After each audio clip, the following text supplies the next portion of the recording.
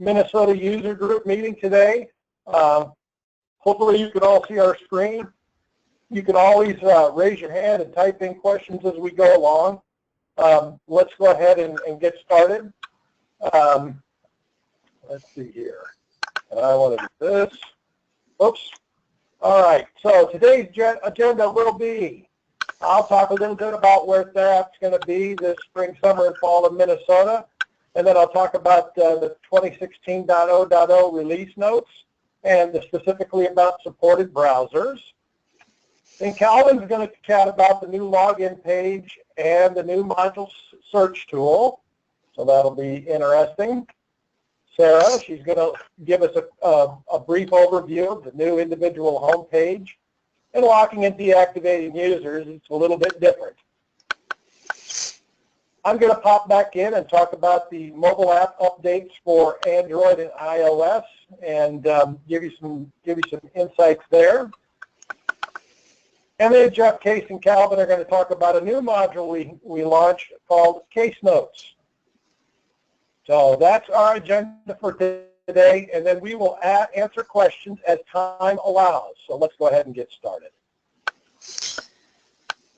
In May, Therap will be at the ARM conference in Duluth on the 11th and 12th.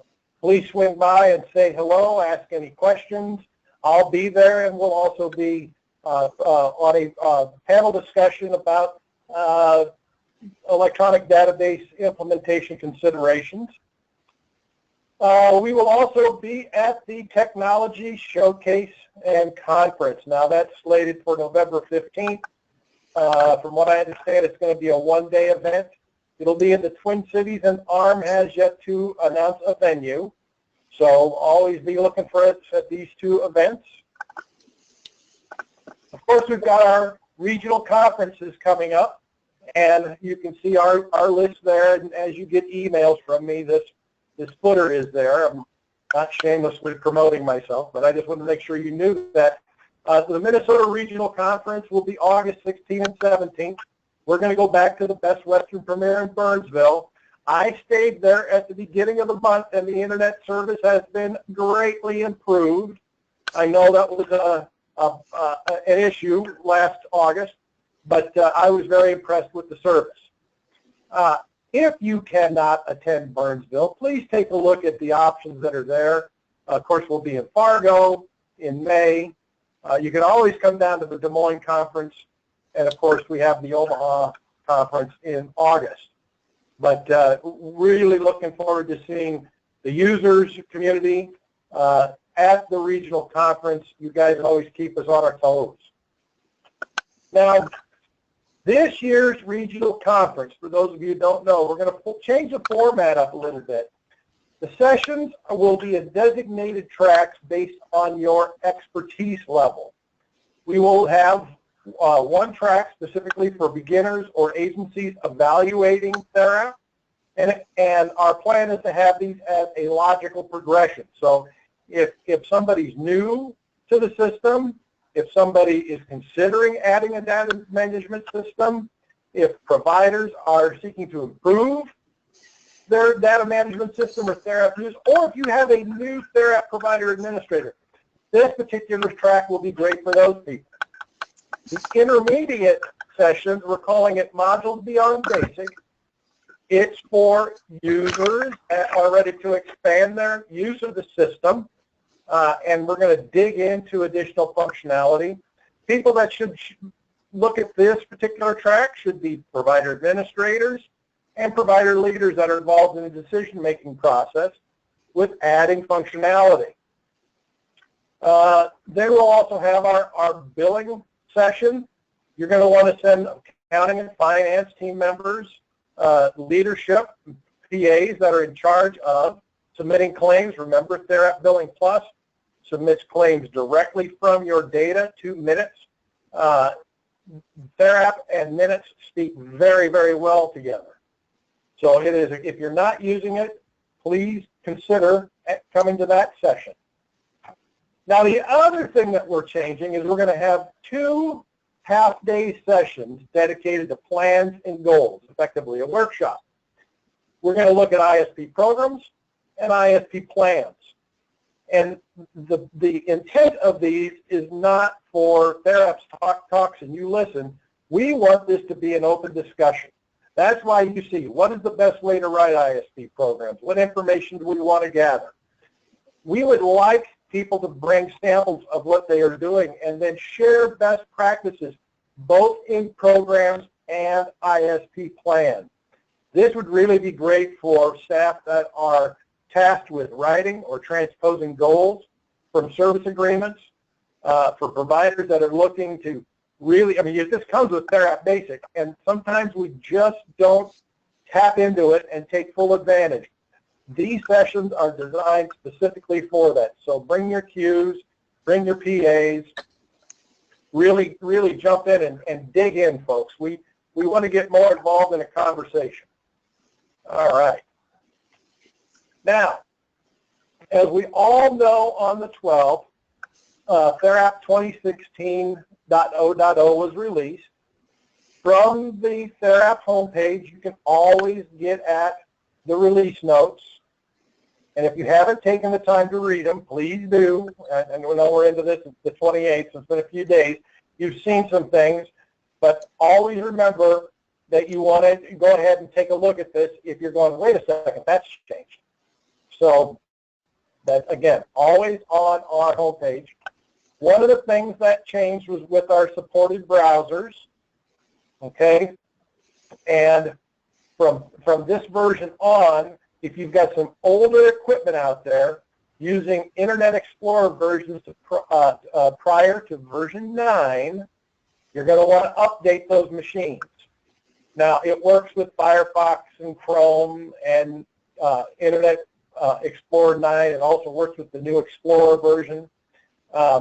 And we have not had any issues with Mac, Microsoft, Linux systems. So just make sure that you're looking at the correct Internet browser version for Explorer. And when we talk about mobile apps, your minimum operating systems are for Apple devices are iOS 9.0 and devices running Android 4.0 or greater. So those are the changes with supported browsers. Next, we're going to have Calvin take control of the screen, and he's going to show us the new login page and the new search tool. All right. Thanks, Jeff. Hello, everybody. Hopefully everybody's having a good start to their Monday. So, again, just going to briefly look at the new login page. Not too much to it, but just kind of talk about, somewhat, it looks new. It's still kind of new for me to get used to. And then we'll look at the module search. You're going to notice now when you get to the login page that to your left, you're going to see different Training Academy courses here, some other things that might be helpful. The nice thing about this is whatever course you're seeing here, when you click, it will take you automatically there. So I see the Training Academy course, Medication Administration Records. Your staff could click right there.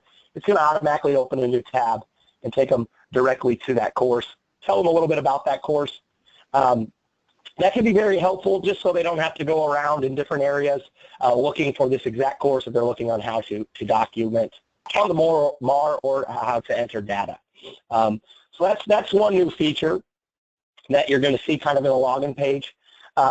Another thing I just want to mention, just because the old login had these things right here where you could see live help, help and support, those things are still available on this page. You just have to scroll down a little bit further and you'll see those things here. So if I wanted live help, I could still click here, get access to it, and you still have access to those things. It's just instead of them being located below the actual login, it's at the bottom of the page here at the bottom. So if your staff are looking to get to the help and support page, they can still do those things from the login page. They just would have to scroll down a little bit further. Okay, so that's kind of really the new login page. I'll go ahead and log in.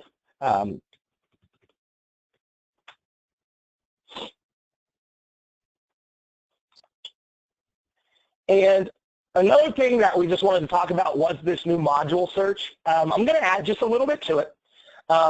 This really can help simplify things for your staff. So if they know what module they need to be utilizing, they can just type that in there. So for instance, if I was to be writing a GER, I could just type GER. It's going to bring up my options. Once I click on GER, it will take them immediately there and highlight it. So it really simplifies how staff can get to those certain modules, access them, and make sure that they're on the right ones without having to click on certain tabs, click on different areas. Plus, it'll make sure to highlight that module for them. I know in our webinar, in the or our user group in the past, we touched base on this, but another way you can make this simple for staff. So if you have staff that access maybe a lot of programs, they float around, they work at a lot of different locations. You want to make it even simpler for them. Always remember they have the ability to choose a program. I just like to point that out. I feel like this is a really good place for staff to make it simple and only access those that they're really working with. So if I wanted to, I could choose a program, and now this will only bring or give me access to those at the 2468 Main Street home. So when I hit change, I'm there. And again, it tells me at the top there, so you know that you're just working with this location. And again, now I could type in a module if I needed to, and it will locate that module for them. And then they could go ahead and continue to document on that module or those individuals that they should have access to. So that really is all I really have on the new login and the module search. I'm going to go ahead and give the presentation over to Sarah. Alrighty, so I'm going to be talking to you guys about the new individual homepage as well as some changes that have occurred with respect to locking and deactivating users. So you guys should see the individual homepage open to Hank Hawkeye here on my screen. So this is one of the biggest changes that has occurred in our 2016 release. This is a totally new look and feel that you see on the individual homepage. One thing that I do want to highlight is that this is responsive. So whatever browser you're using, it really cooperates well. Basically, you don't have to do any scrolling to the right or left, no matter what size your browser screen is. So, so that's pretty nice as far as a change here. Down the center where you used to see your T-log feed, you now see information about all ISP programs that person has assigned to them. Okay, and then you see, what program that's affiliated with. We've also added service authorizations, so you can see those on the center of the individual homepage as well. So you can take new data directly from here, just like you used to be able to be. If you look to the right-hand side where you used to have that T-log feed down the middle, now you have T-log counts showing up over on the right. You also have your GER counts that you can view there as well. So GERs that you might have to review or approve for that individual. Down the left, you're going to see different modules that you have access to. So, I could go to ISP data. Our options here have greatly expanded. So I can look at the data from today, the data from the last week. I can do a search if I want to do more of a customized time frame for what data I want to look at. And you can easily generate a report of all the data from the last 30 days. So I would encourage you guys to check out those options. Likewise, you have, MAR information, time tracking. So it really captures most of the common modules, I would say, aside from maybe the health tracking, which you would still want to be on the dashboard to access.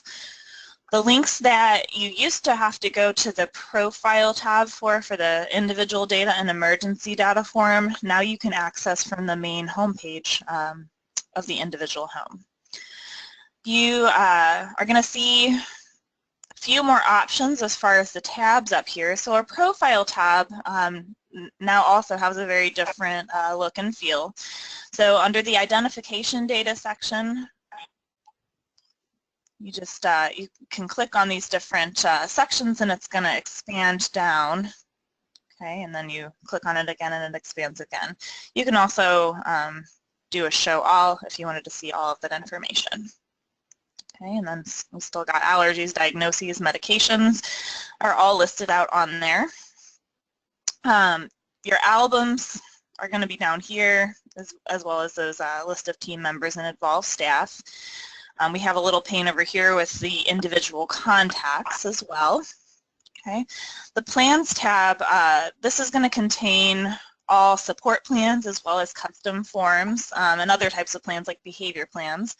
So you'll get a quick at-a-glance list of dates. Your counts over here, which I don't have anything right now for Herky here, but this will let you know any plans that you need to acknowledge. So that gives you another place where you can do that. And then lastly, the case status tab is going to contain program enrollments. And so actually another functionality of the individual home in this release is that it is available to oversight accounts now. And so I think this comes into play even more when you're an oversight user who might need to look at program enrollments across maybe a couple different agencies. To look at multiple individuals, you can just go up to the switched individual and start typing somebody else's name. And then you can switch over and look at that person. So I'd be really curious, to hear everybody's feedback. Hopefully everybody's liking the new individual homepage, and it's working out well for you. So definitely encourage you guys to share how your staff are working with that, how you like it. The next thing that I'm going to talk about is pertaining to deactivating users. So I'm on my admin tab. I'm going to go to the user list. And so this looks very different, whereas you used to have a lot of information up above your list of users. All of that's kind of on these column headers now. So we've kind of separated out locking and unlocking versus deactivating and activating. One of the big changes now is that when you deactivate a user, it's going to remove any profile information. So actually, like if I went to, this is a user who was actually deactivated, I think, prior to this update. So he still has, if I go to his privileges, he still has those profiles that he had previously been assigned. The way that deactivating will work now is that once you hit deactivate, this stuff is going to automatically be gone. And so that's going to really help when you run a staff report and you need to see who all has access to what caseloads. That information will actually reflect more accurately, because if somebody's deactivated, those profiles automatically get removed. Okay, so then locking and unlocking would be more so what you need to do if you're going to just temporarily deactivate somebody. You can just hit lock, and then you can unlock from here as well. It will also specify under that status column if somebody's locked due to a password. You'll see, and I'm not sure if we have anybody for whom that is the case right now for me to demonstrate this for you. Yeah, I don't think so. But it would specify that they're locked due to a password issues. Okay. So then actually the, yeah, go ahead. It's really an important part Sarah's going over right now. If you've got somebody who maybe goes out based on an allegation for maybe an incident or something, just understanding the differentiation there between locked and unlocked and deactivated, because as Sarah just went through, if you're deactivating something, all of that programmatic information is going to go away. So you certainly don't want to do that if there is the potential for somebody to come back to the agency, or if, again, there's some level of time that they're going to be away and you don't want them to have access. That would simply just be locked, versus somebody who is leaving the agency. There really isn't a whole lot of likelihood that they're coming back. Then they would be deactivated. So just to make sure there's a differentiation between the understanding of that is important for you at the agency and the provider level. Right. And I would add to that, just because honestly I didn't know this before coming to work for Therap, is that you do have the abilities to delete or deactivate users. We really encourage not deleting users. So that's it can cause certain issues. So I would recommend, even if somebody's going to leave permanently, deactivating would be what you would want to do there. Okay. There are some changes also to how the change password looks. You still have the ability, if you only have the change password role, to be able to go in and unlock people basically by resetting their password. Here it's just going to tell you if they're active or inactive, so it doesn't capture that locked unlocked status on the password page. So just so you guys are aware of that. Okay, does anybody have any questions about any of that? Let's see. Why would you only want to deactivate and not delete? Let's see. I'm not entirely sure of all the implications, but I know that it can cause some issues. I'm not sure if any of you, the rest of you guys would be able to speak to that particular question. I could say one thing. The one thing could be is if you delete somebody, you're not going to be able to activate them again. So if you have like a way in which you use login names, that login name is virtually then inactive. So if I really would recommend only deleting if you created a user account that was never used. So I created an account, maybe I messed up on a login name, and nobody's going to be utilizing that. You could delete that because really that's not going to be activated again. It wasn't in use. It's, my motto, just along with Sarah, is if they use the system at all, I would highly recommend deactivating. That way, maybe they come back to work for you in a year, but you could just activate that one account as opposed to creating a second one. But other than that, that's just kind of my two experiences with deleting and deactivating. Just remember, when you delete something, there's really nothing you can do with that again. So that would be only my 2 cents. Definitely. Okay. All right. Are there any other questions for Sarah on that, folks? Go ahead and type them in.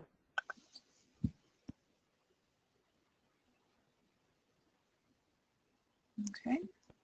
All right. Whoops, there's a question. Yeah, let's see what we've got here. So is there new privilege that needs to be selected with the new update for the super roles? As far as accessing anything in the individual homepage or accessing any of those roles within the admin tab, no, that would not really reflect any additional privileges that you all would need. So that, yeah, hopefully that answers your question, Amber.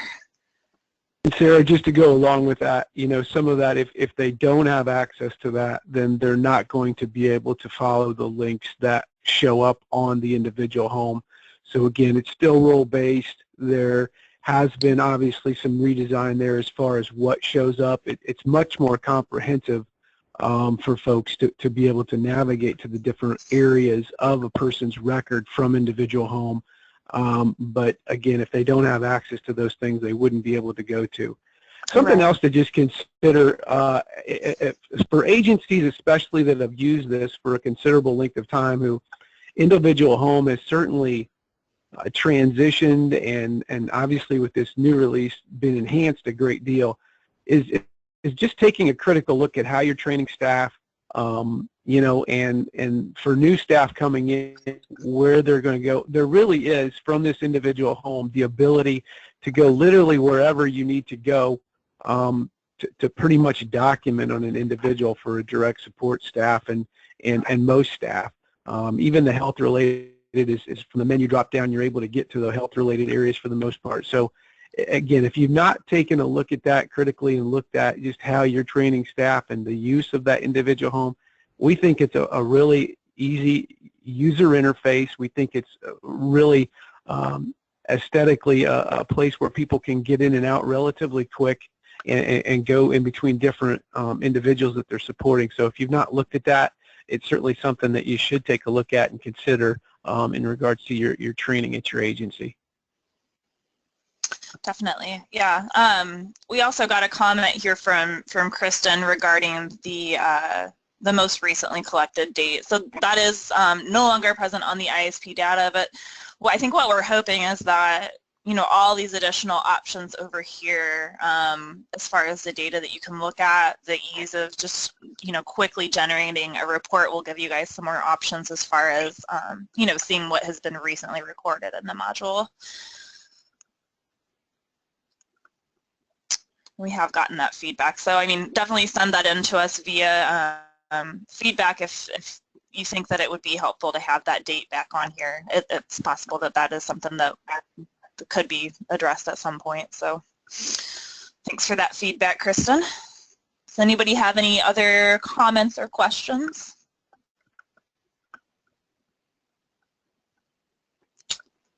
All right. I think we can move on to our next topic then.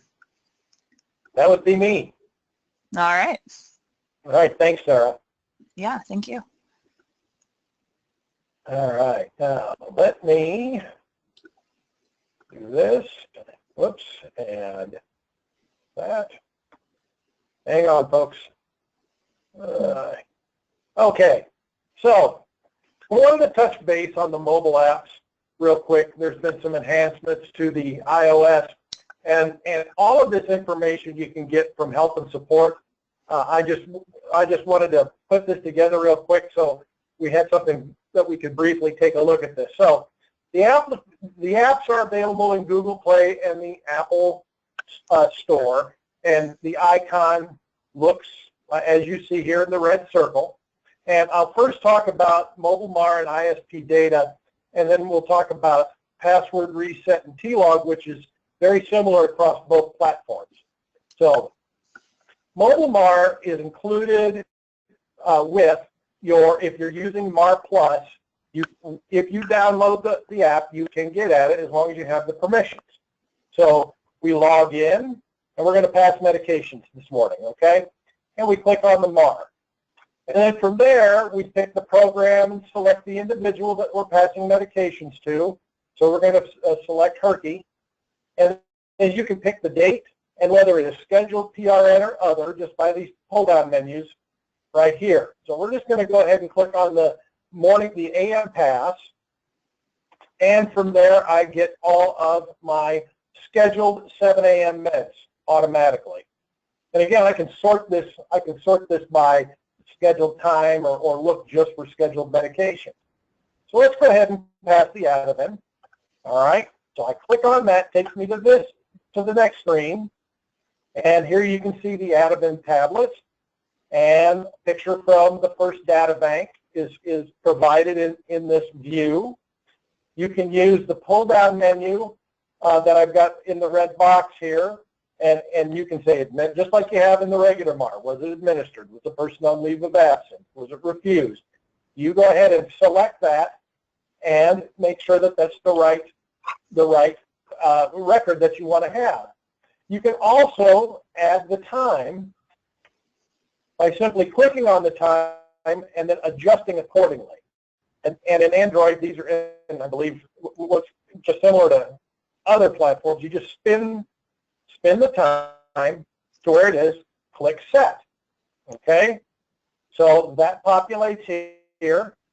We have administered this med. And if there's any comments, I can add these right here by either using a traditional typing method or by clicking on the microphone and just talking. Comments are added with voice to text in this example. When I'm done, I click the check box or the little check up here. Some people call it a tick mark. You might see that in some of the descriptions of the system. Go ahead and click the tick, and your MAR was successfully saved. Click on OK. And then, of course, the same color scheme that we have populates the meds that, of course, green means it was given, yellow leave of absence, red would be refused or missed. All right, so it looks very similar. And then when that's done in the field, when somebody's at their workstation and they're checking the medications, you can open up the MAR and you can see that, yes, there that data was recorded, and any comments that were added if you go to detail mode. So it emulates the production platform from a desktop or a regular computer really, really simple to use. With the right permissions, you can also do updates, so on and so forth. The other neat feature with this is that if you needed to access the contacts for whatever reason, for the shared contacts for that individual, just simply click on the contacts box. Same thing with the allergy history that's loaded into the IDF. Click the allergies, and you get the list of the allergies appropriate to the individual. It gets you lots of access to a lot of information. I can also look at all the diagnoses, and those will pop up that are in the IDF.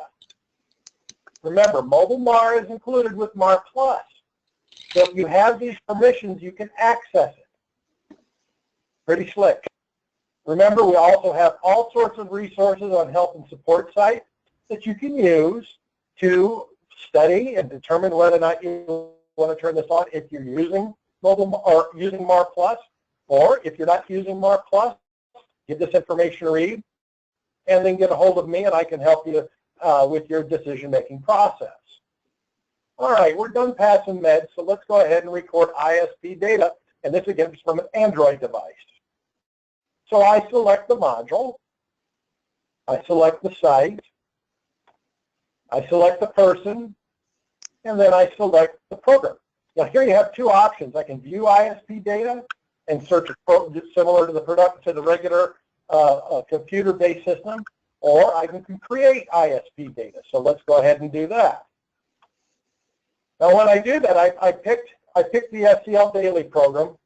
So right there, and you can see that I've acknowledged it. Now, one thing, if I have not acknowledged this, I have to use a computer to go ahead and do the acknowledgement. Can't do that on the mobile. I just wanted to point that out. So I can view the details of the program. Very similar. Remember the blue link on the standard, the traditional method. If you click details to see the program, I can click the date to change it if I have to. I can do begin time and end time. Similar to the clock with the MAR, you just spin it to the appropriate time or the appropriate date. When you're done, you click set. Now, enter your location. This is pretty nice in that you can actually use a geolocation as to where the services are being delivered and a map. If sometimes we know that geolocation with cellular devices isn't exactly accurate, you can zoom in here and select or type in the appropriate address. Enter your location deals here. If you're requiring people to put where the services are being delivered, individual's home, at the YMCA, this is where that information would go. Again, you can use the traditional typing method, or you may go ahead and use voice to text. Let's go ahead and add our scores. So you have pull downs that show the scoring. So in this particular example, it's yes, no, not applicable. But any score you have specific to an ISP program will be available in this pull down.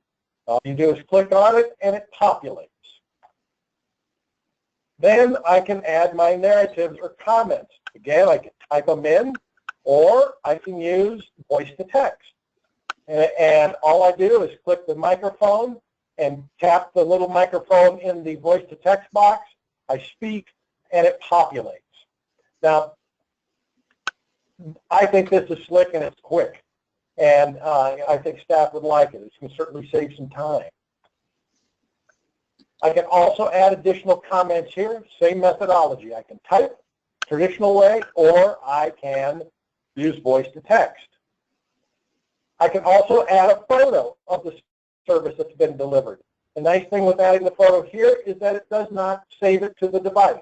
It is it'll ask to access your camera, and then you can take the photo and retake or remove if appropriate.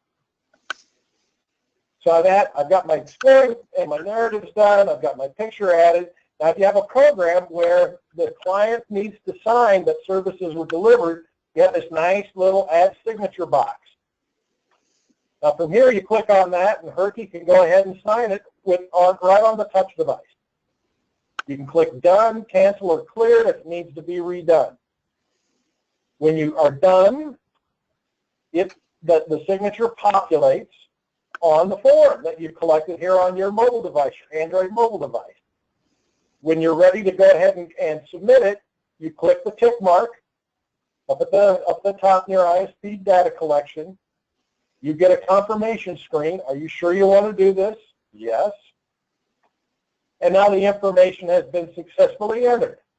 And again, similar to the MAR, this populates the traditional method of looking at the data. You can see that our scoring and our comments were populated. Any additional comments were done.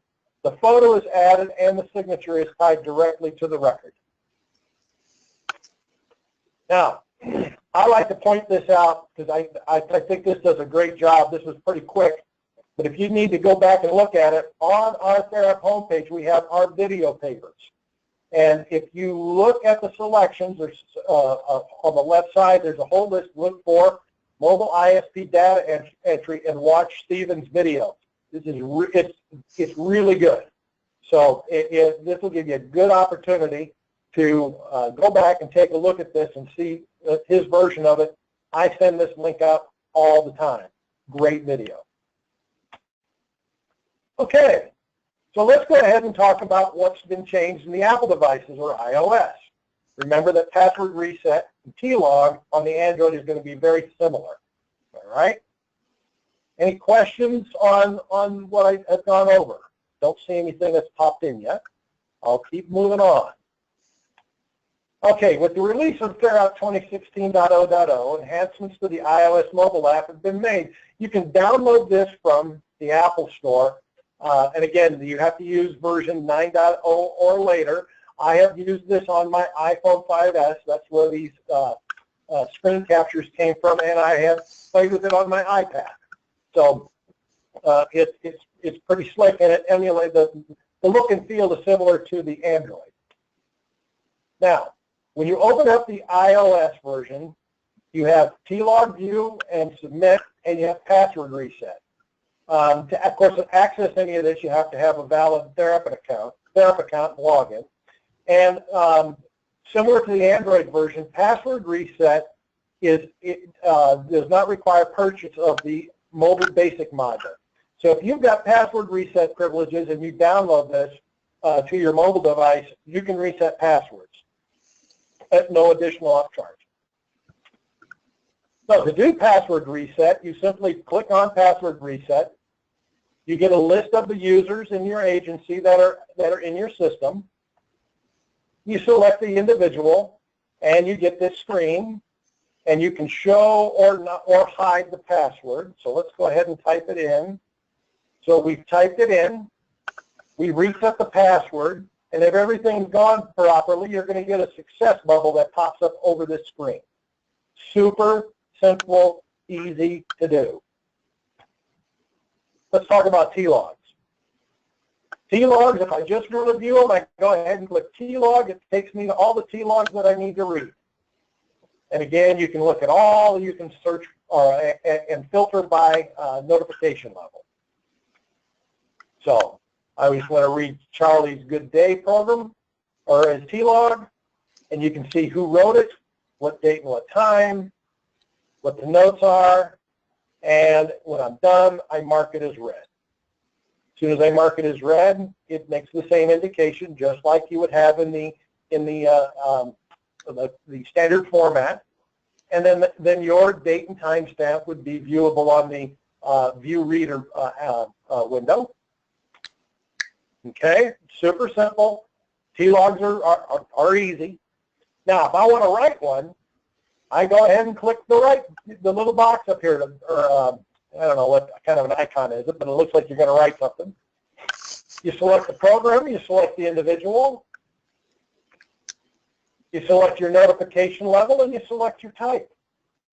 Everything looks very, very familiar. And then from here, I'm going to add my summary and my content. And again, I can just type it in like I would on any device, or I can use the microphone and add the information. Simple. If I want to take a picture, I can. I just simply turn the little box to green. I select take the photo, what's to access your camera. I take the picture of the service or whatever you need. Again, if it's up to your agency policies if you want to add photos. When I'm done, I hit submit, and you can see that this is added right into the system with the picture. Really nice. As soon as I enter that information, it's viewable by everybody that has access to see the individual. And again, you can see date, time, summary, the content, and pictures. Super simple. Again, you can do this, same thing on the Android. All right. So just to give you an idea of what's going on with iOS, we currently have a dedicated development team now working on the Apple application, and we are adding functionality. So in Android and iOS, you can use password reset at no additional charge. Mobile MAR is available on Android, including with MAR Plus. It used to be called ISP Mobile. It is now, the module is now called Mobile Basic. And you can see here you've got the different functionality listed. And then ISP data is available in Android currently. Again, just go ahead and download both of the applications from the appropriate stores.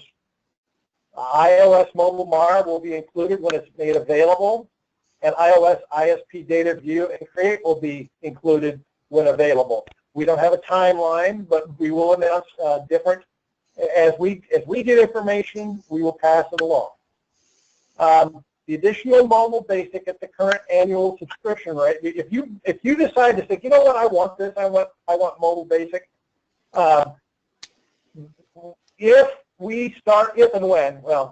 when we add the iOS functionality, you will get that at no additional upcharge. If you wait until iOS, if there is an increase in the subscription rate due to the functionality, well, then that rate will apply. Any questions on the mobile applications? Nothing's typing in. Okay. Well, next we're going to listen to Jeff and Calvin talk about the new module, Case Notes.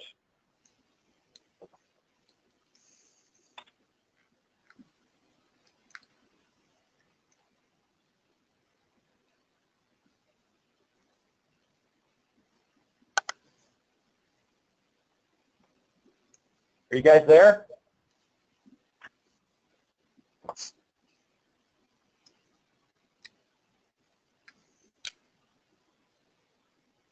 Sorry, Jeff, I was muted there. Oh, I'm ready. Sorry about that, everybody. Go ahead. Case, do you want to walk? Do you want to talk? I'll walk. I'll drive.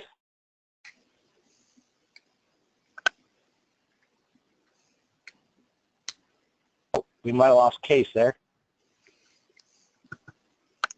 Mr. Case, are you still available? Sorry about that. I had muted. You hear me okay? Yep, hear you perfect. Okay, so Case Notes is a new module that we recently came out with the newest release. You can certainly go into the release notes and look at some of the information that we're going to go through today, but just some of the things that you can think of in consideration of the applicability of Case Notes. I really see them coming into an agency scenario in a couple of ways. One is they certainly are applicable for those who are doing case management. If you're doing case management, that's a service that you provide, that's something that you can set up. And so that may be one scenario. Another scenario that you may see the value of Case Notes would be if you have some privatized notes or you have some notes that you're not wanting to, say, make available to the entire agency staff or team that's working. A scenario might be nursing notes or some clinical notes or those types of scenarios where you're looking for more of a privatized note. We certainly see these coming into play. For the most part, I can see agencies having one or the other, probably not both, as CMS begins to hand out more and more of the whole states going conflict-free with their case management. You're probably not going to be doing both of those scenarios, so one or the other probably will become applicable and there you might be able to see the value of that. To get in and take a look at these, you know, you can see right here or from the individual homepage. Either way, you can go in and click on New. Once you click on New, similar to the other places in Therap, you pick the individual, and we're going to pick on the second one there, Charlie. Nope. The next one, go back to Calvin. Yep. And we probably have too many Charlie Browns in here. So we're going to go, and one of the nice things here that comes right up is you see the pre-existing notes that have already been entered in for Charlie Brown that have been put in. You see the service date, the time and duration, the billing description code, billable status, and note. All of those things come into play there. And so just from, you know, as you go in and look at these and you would need to go back and look at anything prior to, you can have a pretty good understanding of what you're looking at right there. Can make a selection and see a previous note. If you want to look at a previous note, click on it right there in the form ID.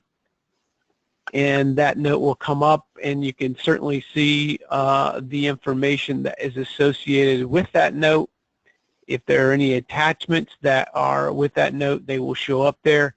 And then the actual note that was taken by the person providing the service. So that's nice, just in the sense of as you go in, I know in a lot of case management scenarios, they want to look at, you know, what's been done prior to.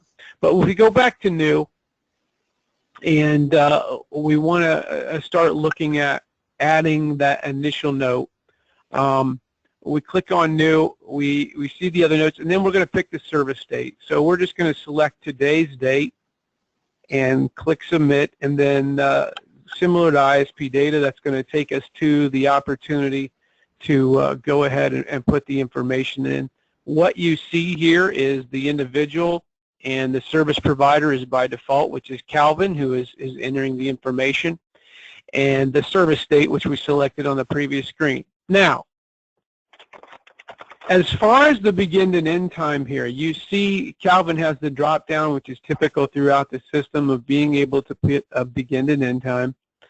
You can just go ahead and select that. This is, though, an option that you can choose between when you set this up for your account. This is a specific module that you do have to have turned on.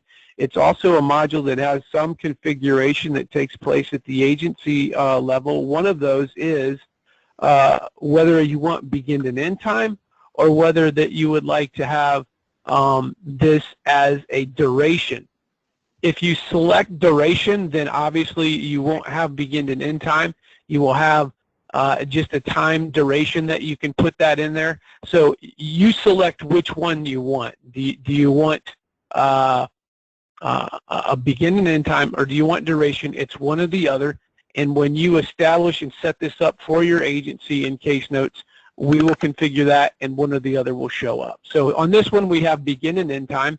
The next thing that we have set up here is the service unit rate, which we have one set up. Now, this one is pulled from the service authorization, and that's something that we'll go into in just a second with the service auth, but we're going to select that.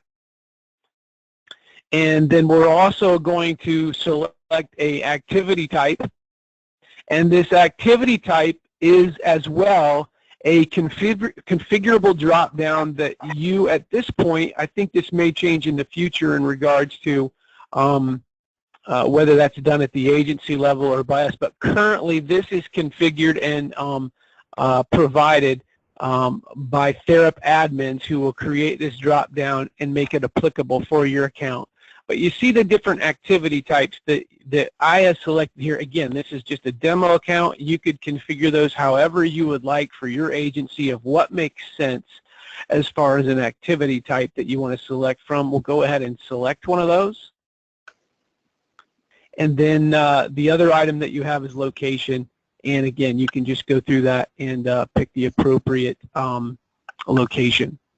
Once that's selected, you have a billable yes or no, and again, that's something that I think is also very valuable to this if you're trying to track a billable service. and being able to bill from this is a very nice feature that this particular module provides us the ability to do that. You can click yes or no. A couple other options there. Yes, is this a face-to-face encounter? Yes or no. And then if it was, or even if it wasn't the person that you saw here, which, you know, this is about Charlie Brown, but it could be that you're meeting with the family. It could be somebody else, a part of that team that you potentially would be meeting for the particular client. You can go ahead and put in that. Can you put multiple people in there, Calvin? So we could go ahead and put another person, and you can put multiple people in there that you could say that you saw in this particular encounter that you were meeting in regards to Charlie. Same kind of features as other place. You have the ability to attach additional documentation right there through either an add file on the device, or if you need to scan something in, you can do that. And then following that is, again, your standard note-taking ability. And this has an expanded note-taking area. A lot of other places where you're kind of limited. I'm pretty sure the total here is 30,000. So, you know, because of a lot of cutting and pasting and other things that people typically do in relationship to case management and the services that we're talking about that would be appropriate for utilizing this module, this is something that they've provided a great deal of space for you to be able to cut and paste and do those different things. So some pretty nice functional pieces here for case notes. Something else, then you just submit that, and then as you submit that, you can see that that has been done. That will then show up on those notes. If you go back into creating new there, you would see that that is going to show up on that note for Charlie Brown to be able to see that that note's been recorded. So, and there you can see that note that Calvin just wrote. Something else we want to go to, though, Cal, if you would take me to Charlie Brown in his service authorizations. Just one quick thing to add. You're Yep. only going to see 300 characters here. So if they write a lot more, they write the whole 30,000, you only see the initial 300. It has a limit there, just an FYI. Great point, Calvin. Yep, appreciate that. That's and that's just so it doesn't go on and on, clear down your page for that. So one other piece in setting up the case notes to really get the value out of these, you need to have these attached to a service authorization. If you go into the service authorizations there, you see that one that is already set up for Calvin, for Charlie on the first line there, Calvin. And this is just standard operating for setting up service auth. Nothing really different here in regards to the Medicaid number, the begin and end date and all those things. But if you go down to the service area of this service auth, Calvin, go ahead and update that, and let's go in and look at this. And I just want to point out a couple of elements. One is you got your unit rate, your unit of measure, again, all standard, your diagnosis code pointer, all of those things are standard, but you'll see down here that case note has now been added as a method of data collection. So if you want case notes to be able to be seen on that drop down as we were going through that, you'll need to go ahead and you'll need to particularly indicate that this is a method of data collection. You'll also need to make sure and select the method of unit calculation rule. And on this one, you can see that that one is set up for the case management. So just make sure that you're setting that up. Again, it walks all of you through that in the user guide. But those are two pieces if you really want to get the total elements for this module. You want to set those up prior to actually going in and recording a case note, because if you don't, there's a couple of those drop downs that you will not see the ability to do. So for on the service unit and rate, if you don't have a service auth set up, it will not allow you to collect one there. It will not show up. The nice thing is, though, after you set those up, those are the only ones that will be established and set up for the individual when you go in and click the drop down. The appropriate ones for that appropriate client individual will show up there in the drop down.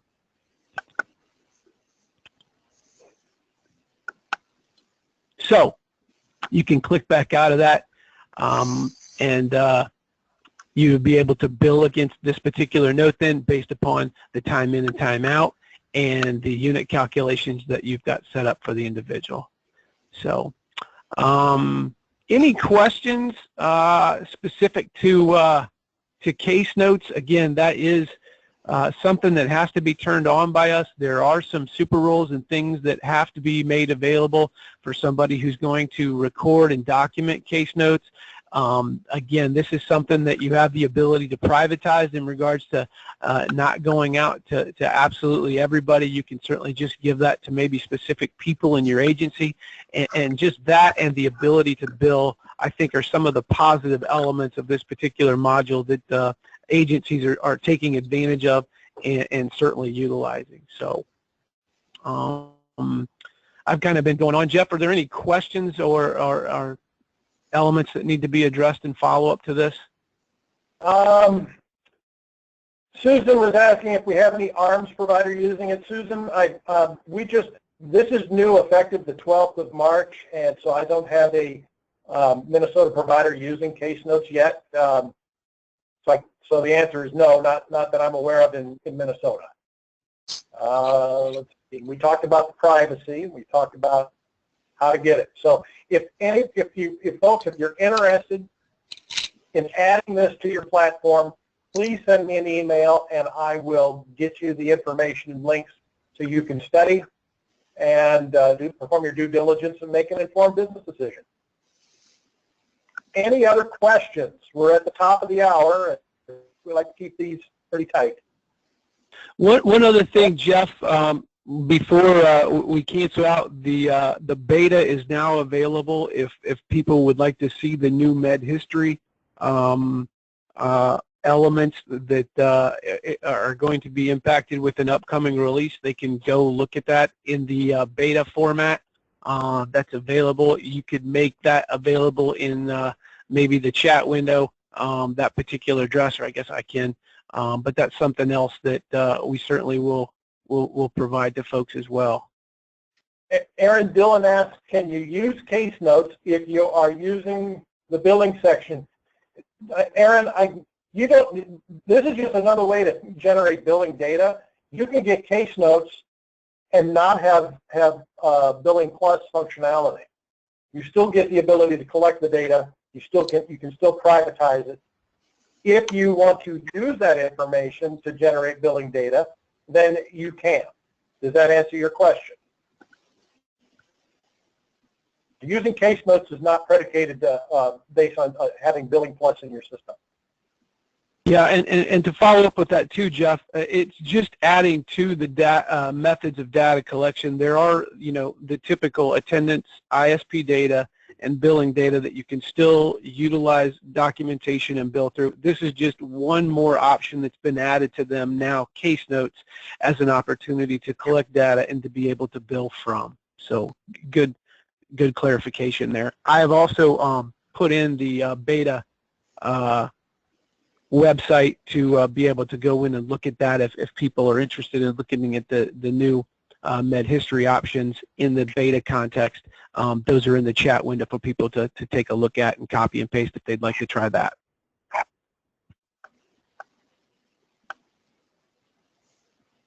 How are you going to activate without going through the billing service?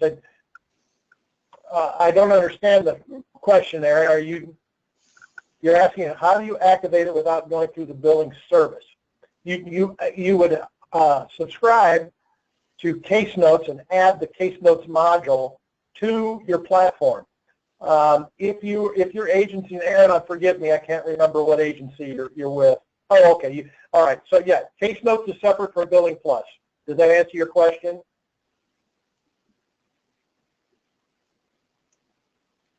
Yes, thank you. Okay, great, Aaron. You know how to get a hold of me if you want to get more information. So, all right. Well, folks, it's Another 1:04. Go ahead, Jeff. Yeah, you answered that. Can anyone see the notes written? Yeah, those are available to those only with super roles. That's you answered it already, so very good. Yep. Okay, Minnesota user community, I want to thank you so much for taking an hour out of your busy day, this wonderful Monday, to participate. I just wanted to share that as a user community, you folks are great. You've welcomed me as your new representative. You know, I tell you what, I always tell people, my Minnesota users are not afraid to ask questions, so keep them coming. Do get a hold of us at central@therapservices.net. You get a hold of everybody, or you can get a hold of Calvin, Sarah, or me through our personal emails. So have a great day. Make it a great week, and we'll talk to you soon. Thanks so much. Thanks, everybody. Thanks, everyone. Thanks, everyone.